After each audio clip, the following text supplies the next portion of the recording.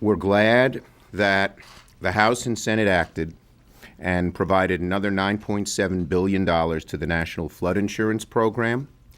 Without this program, we would have run out of money in flood insurance, leaving over 100,000 Sandy victims in the lurch. Flood insurance pays about $250,000 limit, so for most of the homes that have been hurt and destroyed, it pays either the bulk or completely for their damage. Some of the destroyed homes will be worth more than $250,000. So that's good.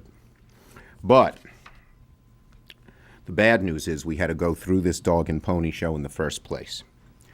Last month, the Senate passed a good, strong bill to help all the victims of Hurricane Sandy.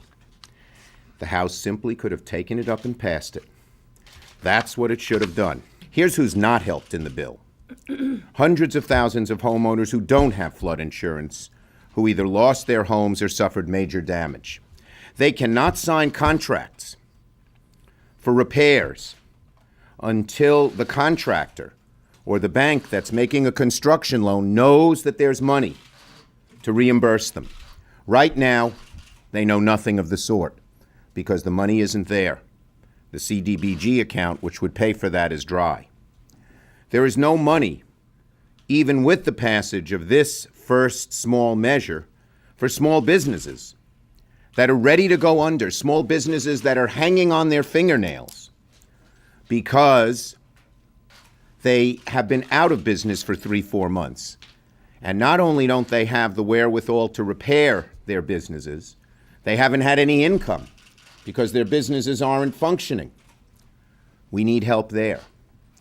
This does no help to help rebuild our shorelines so we're not naked should the next storm come in the next few months.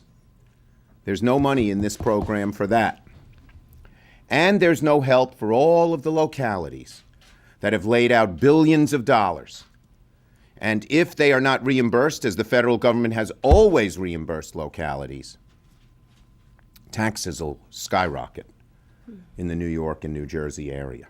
It's been a very, very tough holiday season in New York, I can tell you, and families are just wondering, how can we begin to rebuild? New York has always stood by every other region of the country when they have undergone natural disasters.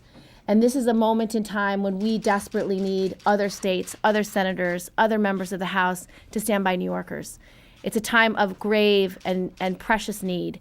Families are still not in their homes. Children are necessarily not in their school. So we want to make sure they can rebuild their homes, be back in their communities, and that is what we need this money for. The ideal situation would be for the House to pass the same bill that we passed in the Senate, and then we could almost certainly, you see it, unanimous consented as we did on the floor with the flood insurance. But if they make changes, Leader Reid has promised it will be the first thing we take up when we get back. And Kirsten, myself, Senator Menendez, Senator Lautenberg will not rest. We will not rest until the full $60 billion is sent to New York and New Jersey to provide the relief that our homeowners, our businesses, our communities so desperately need.